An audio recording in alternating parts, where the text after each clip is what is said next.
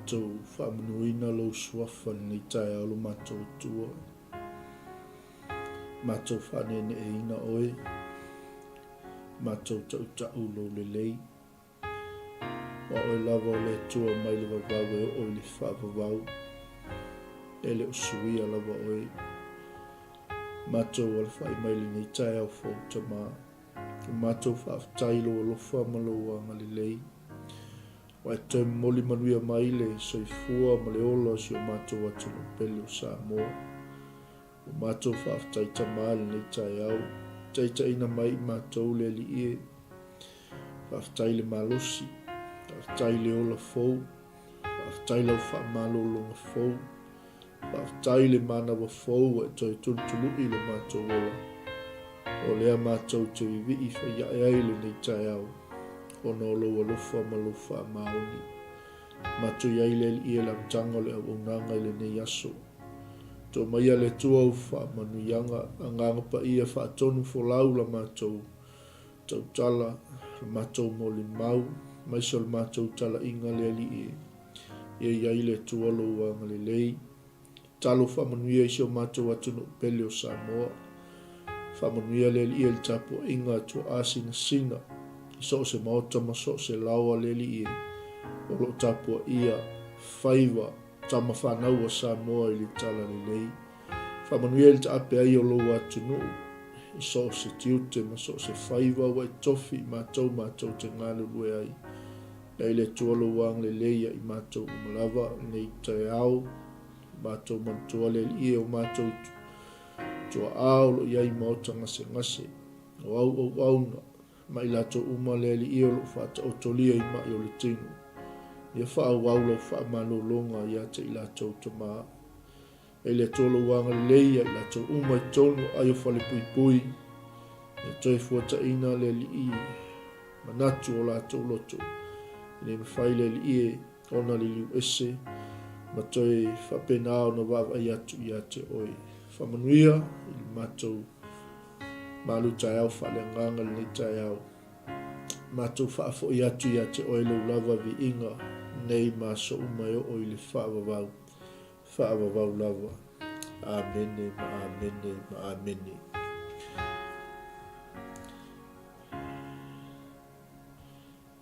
E toi ufolofa ma whaatalofa atu tātou a inga le nei whetaiao fou. Le fo mai ai whanunga lei o nei TAEAO. Malo a fua i lau maua i le alofa silisili ese o tātou alii o Iesu Keriso. Whatalofa atu i le pa ia maurunga si o tātou atu no pele o Samoa, mai lava i maunga te tele sa ia pa ia maunga iti.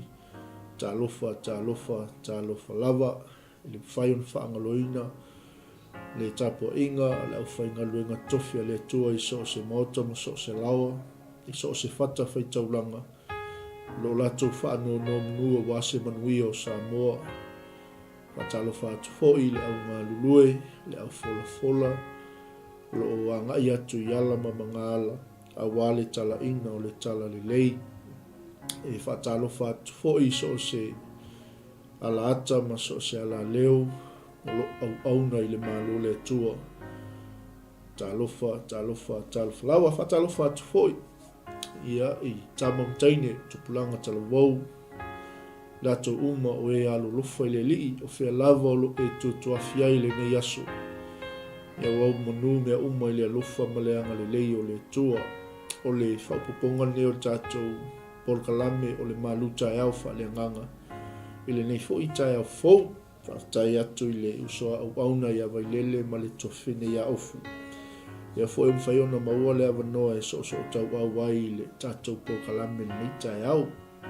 E whatalofa atu i tātou ai ngai lunga upenga te whailangi. Ia o lo mwhaiona maua mai tātou polkalame. Vi ia le atua i lona alofa malona anga le lei. Ia, sei baba ai atu tātou lis. Ia, whatalofa atu le uso ia J. Brown. Mafuta mai tele po mai nganga i Samoa. Ia man tatou au onanga Jesus is still the champion. I ele atua Shirley, good morning. whamanuia le atua le ainga le TAEAO whatalo whatfo i le tofine ia ngalea ngalofa malofa le usul le TAEAO ia lava le atua i le malosi o lo whapopo ia ua lava le whatu ainga tausi talofa puni poau whaftaili mafuta mai ngata fo i lea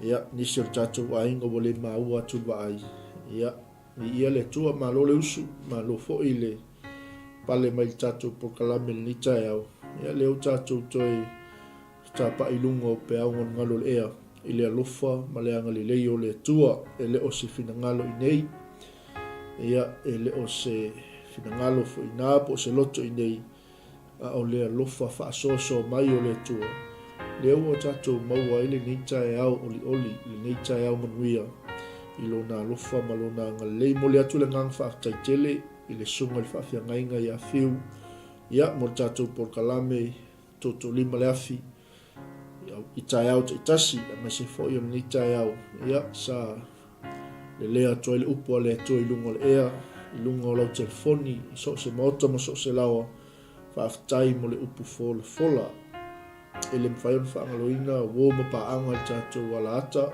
Global Kingdom TV i so staffa i fia nei ke lope whaaftai lau whaasoa whaaftai lau share whaaftai lau komeni o lo o whaamalo sia i pea le au whainga luenga ia awale upu fola le tua o le tatalo ia tatou tau soa whaatasi le ngā luenga le lii na ia mwhai o na tatou tu whaatasi ia awale longo atu o le tala le lei i o tatou ainga o i lātou e sa ili o i lātou e tā pena o i lātou e au mai le upo le whaalinga ia mai lātou fo i lātou te a whaasoa atu le tala le lei wō mainga o i pele ma e tatou mafutanga e tali tonunga o le a tatou wanga i loa le tatou whaasoa le nei TAEAO e pei o nei ai naua sila mai le tatou tuswai taul ma tai o lom tau pe luas fuma le ono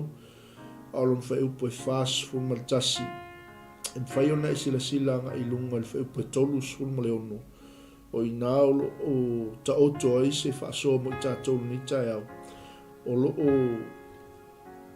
whaatau aina mo i tatou le matatalo tatou wawa ai whale nganga mo tatou sa wali malia le nei fo i vai tau o le tatou sa walinga o le whaatotu o lo tatou iai o mea tāua ia i le soifua au auna ma le soifua ngalue o so se ke visiano o le tatalo o le angapongi o le sa ili le upu le atua e malosi ai tatou e wha malosi ai tatou ina ia awan ia se me lape il tatou sa valinga o wao le fili o le ti apolo ia e se le ata mai e sa ili mai lava o ia se me le anga i tatou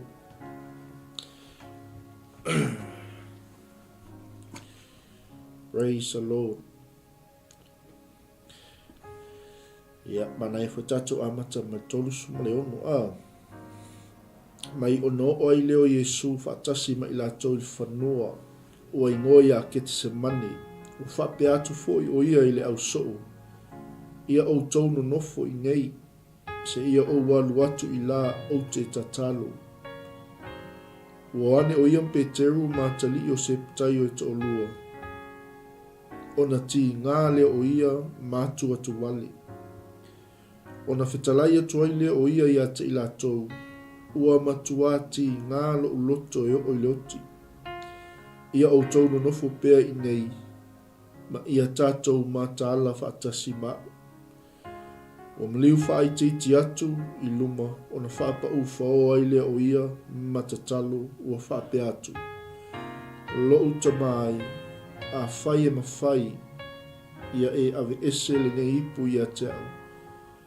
ai aua le whai alo loto a o lo fina ngalo o na maliu ane leo o ia i o na soo o maua i la tau o mumoi na whetalai atu ai leo o ia i a Peteru pe whapena ea ono o tau le lava o tātou mātala whatasima o i le tūpo e tasi.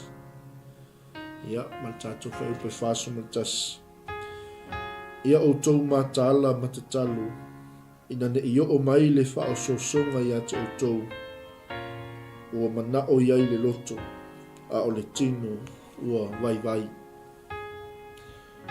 A malama atili le nganga o le tua ia te oe ni TAEAO, le fionga le li u whaitawina mo tātou, ia o wase, se au wha malosi mo tātou ni TAEAO. An whaion whatu la i se fisili mo tātou, ai se ai tāu ai le te talo. Le o tātou whaitau, le o tātou malama, le o tātou whaalongolongo.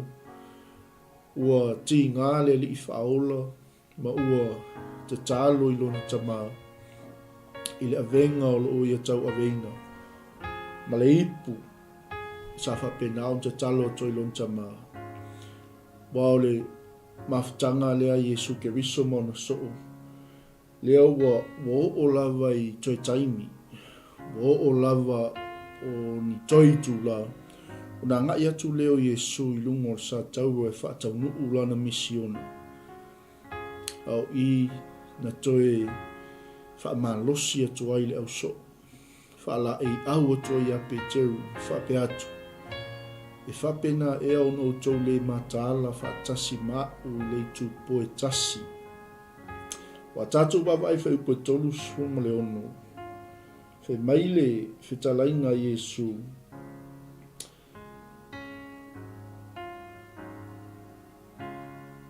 Wo o ila tau whanua ke te mani o whape atu foi o ia le au so. Ia o tau no nofo i nei. Se ia uwalu watu i la o te tatalo. Peo tātou whaalongo le whisili o whatu lai mo i tātou ni TAEAO. Ai se ai tāua i tatalo. O le vaenga mua e whia whaasoa i mo i tātou ni TAEAO. E tāua i tatalo. Ona tātou te alo lofa i le atua. O le tele o taimi e whaalo ia tātou taimi. Le tele o le mea o le tino, mea o le olanga le nei. Ai te tau na whaalu si na taimi tātou te mafuta i le atua. Mo tātou te talo atua i le atua. Ai sea le anga tātou te alo lofa i le atua. O le peo tātou whaasoa whaupule whaasu matas. Whemaile whamalosi a Yesu yonso. Ia o tau mataala matatalo. O le au ngani lea a le li whaola i lona tama. Wa lofa i lona tama i le misiona na awina mai ai o ia. Ia e peita ua le lava vale au so. Le a whai mai Yesu whaatali atu i nei. Se ia uwalu i la o te tatalo. E alana tātou tatalo. Ai se ane te tatalo i. E alanga e tatalo. Ona e te alofa i le atua tatau o tātou tatalo. Ona tātou te alo lofa i le atua. We pray because we love God. O le tatalo, o le vaenga lea tātou tea. Ma futa tua i le atua. O le tatalo, o le whisota inga lea o le tangata ma le atua. O le tatalo, o i e mawhai ai o na laina tutusa le loto ma le finangalo o le atua. Ma le loto o le tangata. O le whisota inga. O le mafutanga. E se ai tau ai tātou te talo. O na tātou te alo lofa i le atua. Aia. A tātou nau si mea. When we desire something. A tātou nau i se mea. E te tau tātou a. Te talo atu i le atua. Tau on tātou mafuta i le atua. A o le awala le tātou te mafuta i le atua. O le tatalo. E whapei lava o le tane malana wa. E nau e mafuta.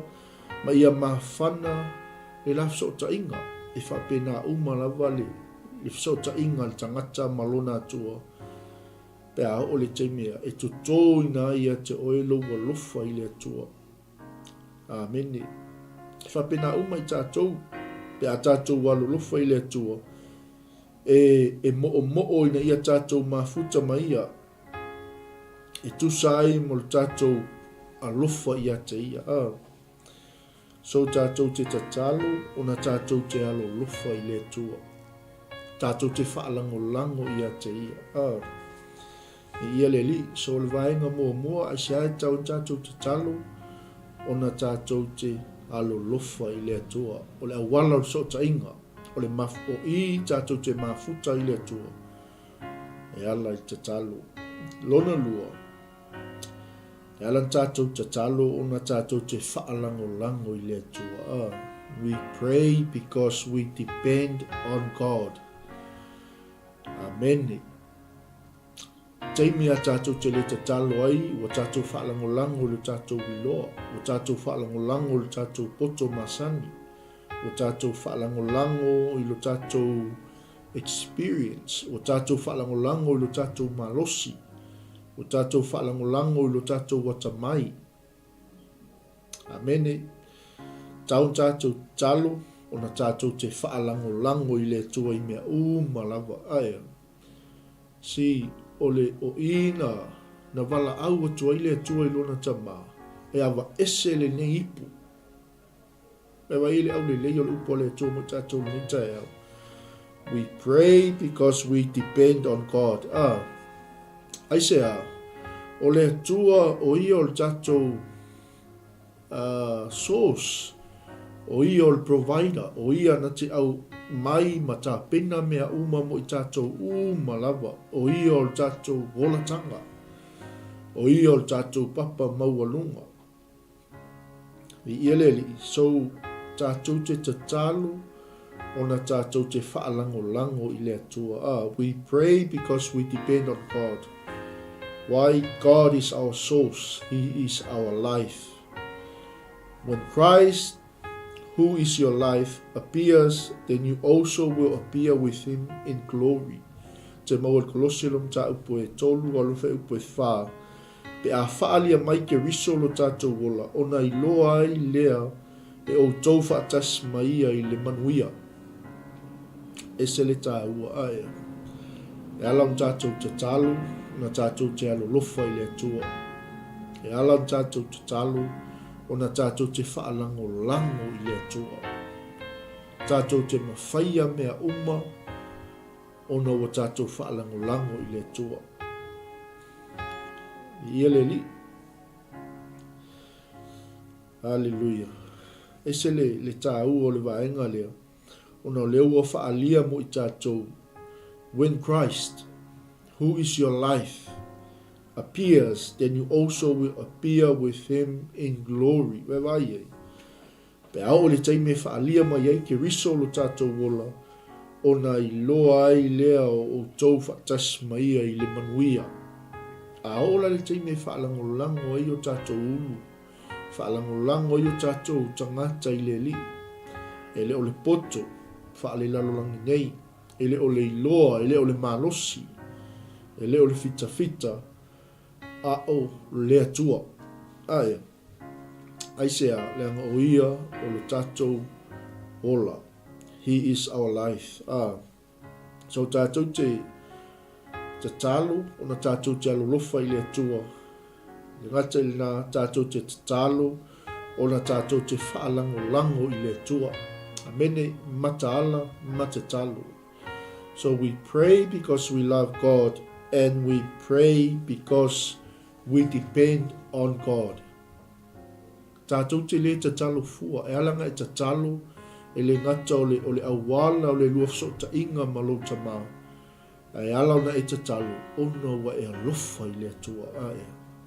Ono wa e whaalango atu i le atua. Pale ale tele o le tamau a inga, tele o le oa o le leila o langi. A i le whaalango i lo tamau. Tātou te le mawhaia lava se mea. O le vaenga lom tolu. A sea le tātou te talo mua o na tātou te alo lofa i le atua because we love God. Lua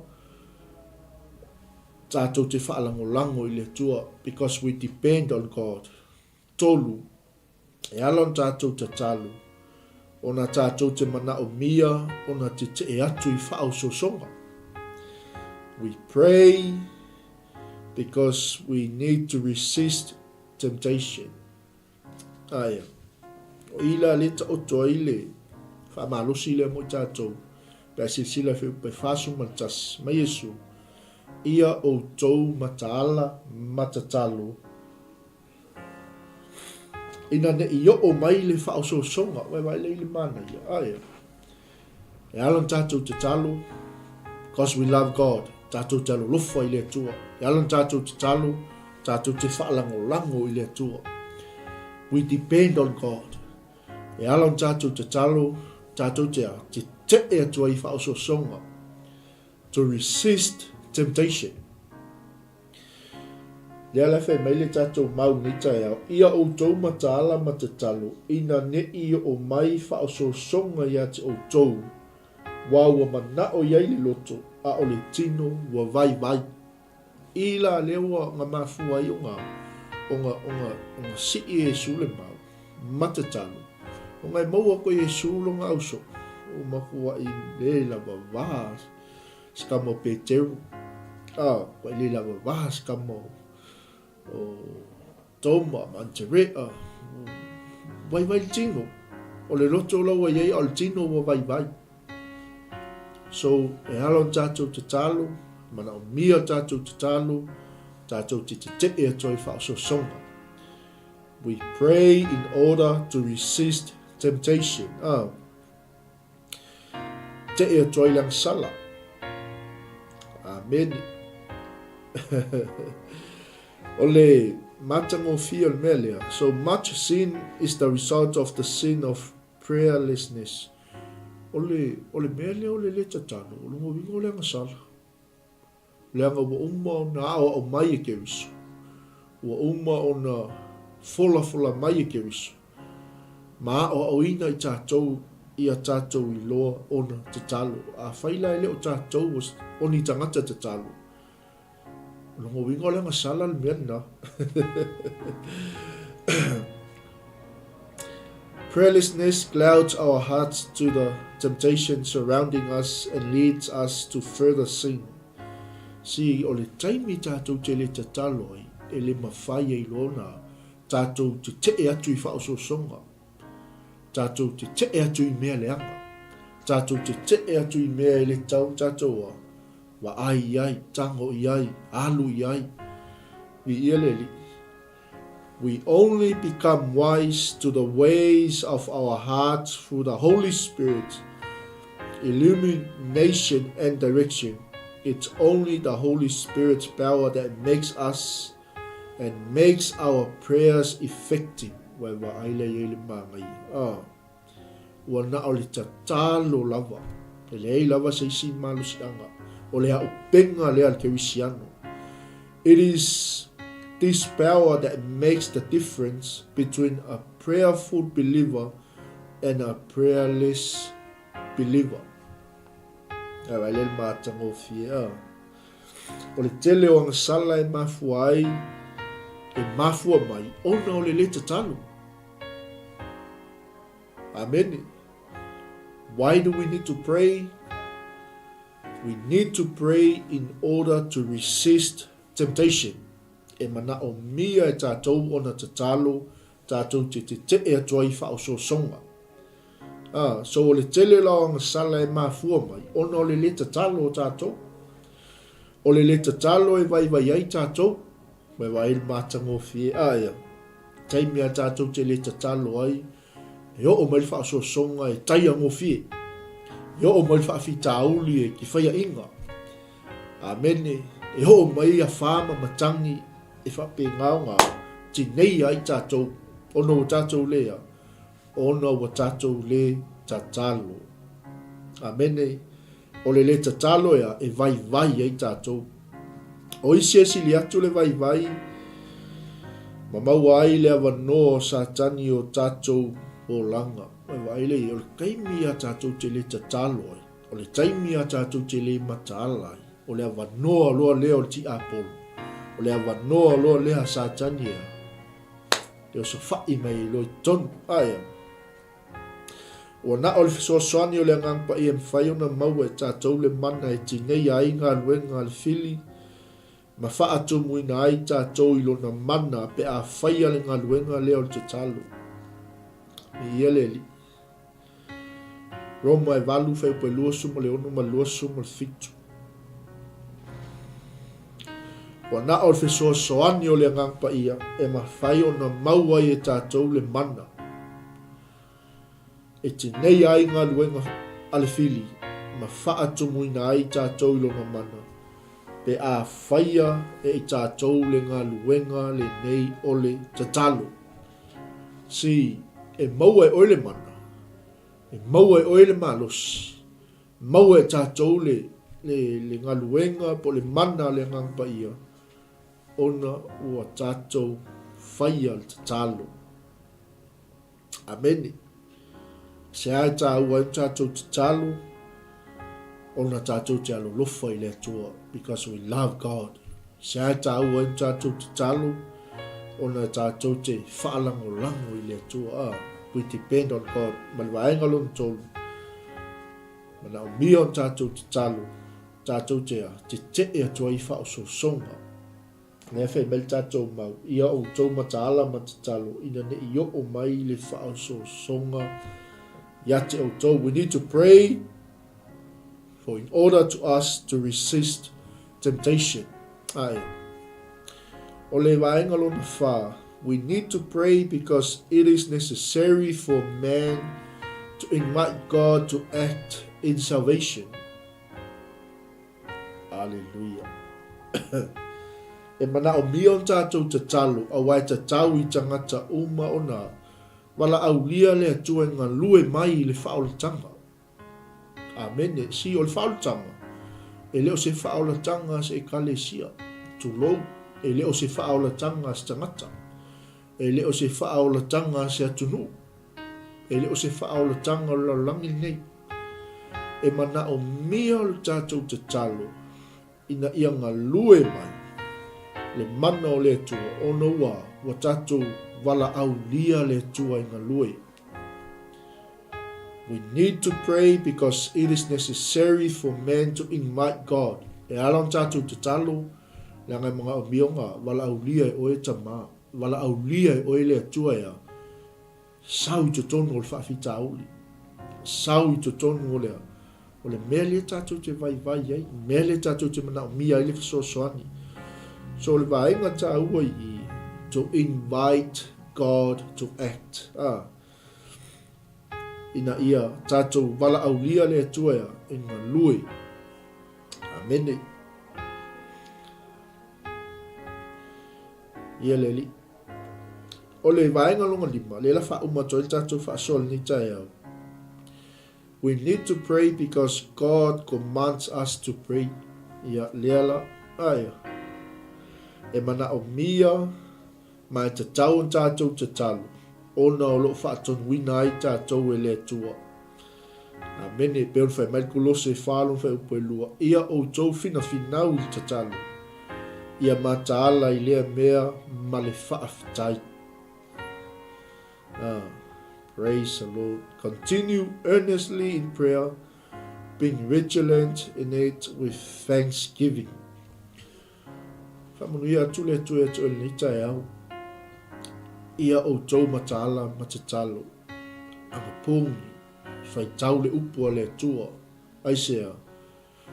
O le tangata e tatalo ma mafuta i le lii ma mataala whaatasi ma ke wiso.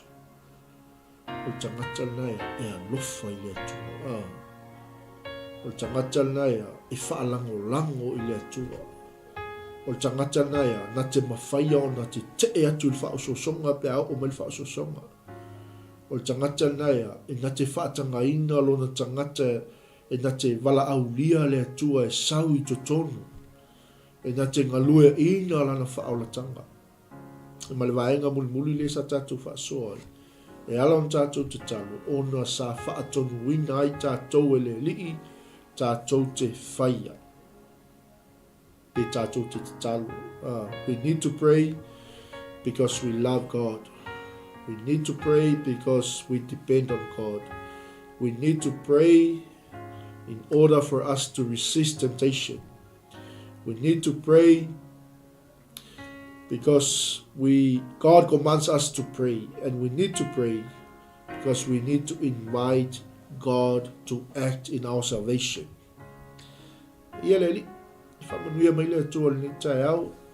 That is our spiritual breakfast for us this morning. O tatou malu taeao whaaleagaga na mo tatou a Yesu ia o tou mataala matatalo ina ne i o mai le whaasosonga ia tou o mana o iai le loto a o le tino ua vai.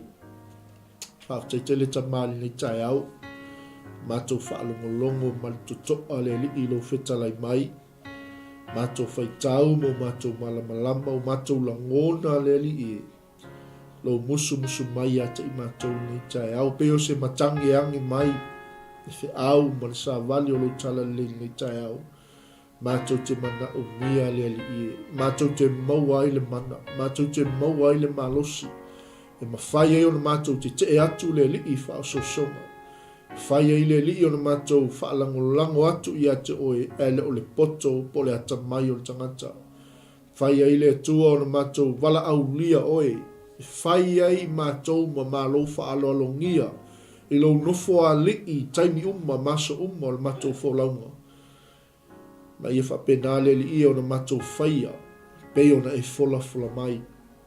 Matou whaaftaile li i e nei taeao ta ape atu ai lau whanau i lunga o le ala, tonu o whalewhainga luenga, tonu o mauta malao, leo wale lea atu lau upu lea li i, anganga pa ia, ngā lue ina lea li i, loto ma ayo fina ngalo, le au pa ia ma le au whaatotua, al te talo lea li i, whesoasoni ina lea tua lo matou vai. Talo wha mangalo i matou lea li i, i matou se mo matou whale tonu. Fufulu mo maina i matou le toto le tama i mamoi.